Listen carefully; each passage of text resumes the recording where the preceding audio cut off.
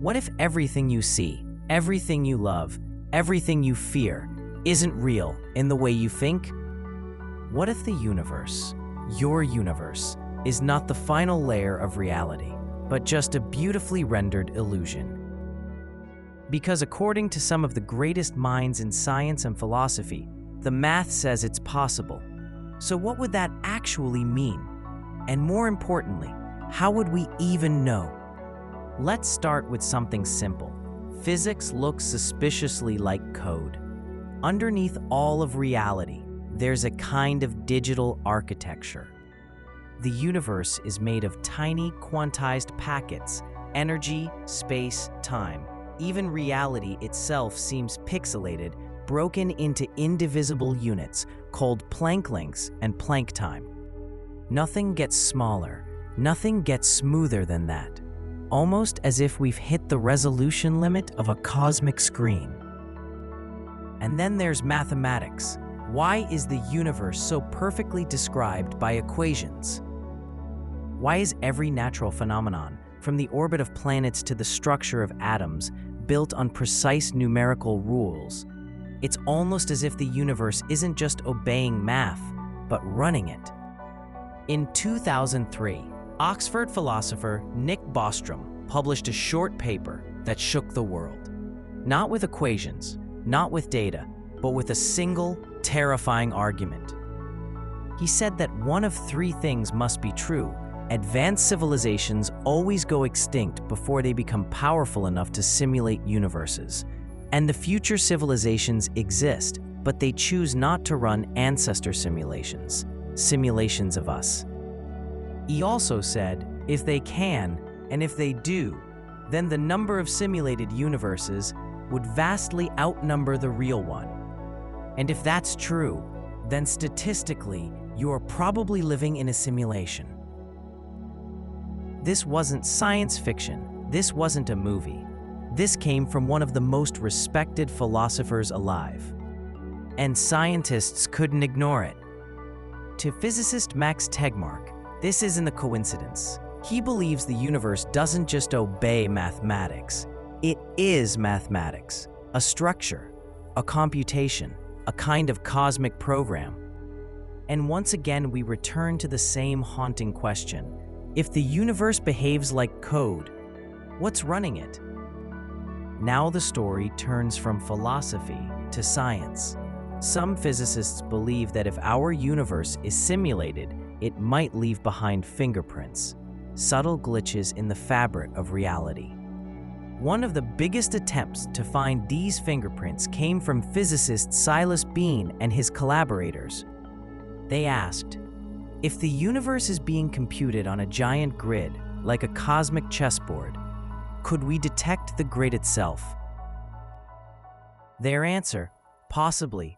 Beane's team proposed that ultra-high-energy cosmic rays, the most energetic particles in the universe, might reveal tiny directional patterns. Patterns that shouldn't exist unless space-time is sitting on top of a computational lattice. It's like shining a flashlight onto a TV screen.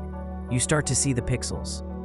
So far, we haven't found definitive evidence, but the constraints tell us something mind-bending. If the universe is a simulation, its resolution is unimaginably higher than anything we can currently detect. And then there's the cosmic microwave background, the afterglow of the Big Bang. Some researchers propose that if the universe has a low-resolution grid beneath it, we might find pixel-like anomalies in this ancient cosmic light. None proven, but none ruled out. Even quantum mechanics hints at rendering. Particles don't have defined positions until they're observed. It's as if the universe only loads reality when you look at it. Just like a video game doesn't render the whole world at once, only the part the player sees. Coincidence? Maybe, but the parallels are eerie. Here's the part most people overlook. We, humans, are already becoming creators of small universes. We simulate weather systems. We simulate AI-driven worlds. We build digital environments where characters behave in ways we didn't explicitly program. Give us a few hundred years or 1,000, and could we simulate conscious beings? Physics doesn't say no. Computer science doesn't say no. Philosophy doesn't say no. In fact, nothing says no, so the haunting possibility arises. If we could eventually simulate universes, who's to say someone else hasn't already done it? What if we're not the creators, but the created? Not everyone agrees. Physicists like Sabine Hossenfelder argue that the simulation hypothesis is unscientific unless it makes predictions we can test. Others, like Sean Carroll, say it raises more problems than it solves. If simulations can create their own simulations, and those simulations create more, then the entire logic collapses into an infinite regress.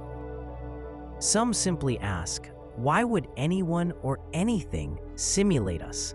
Are we entertainment? Research? History? A mistake? Or something beyond our comprehension? But even the critics admit something important.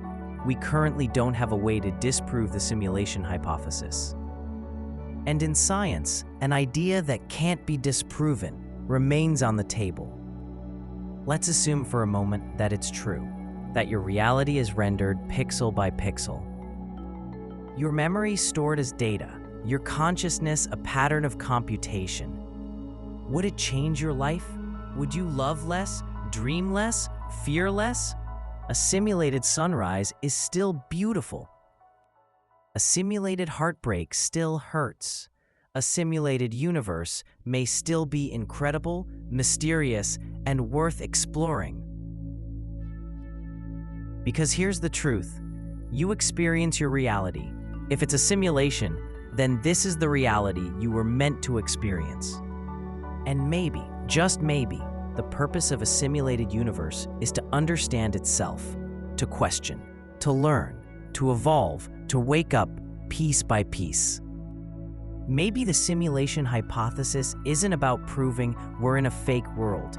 Maybe it's about expanding our imagination of what real can mean. And until we know the final answer, our curiosity, our questions, our search for meaning might be the very things that define us, simulated or not. If the universe is a simulation, then understanding it might be our way of touching whatever lies beyond.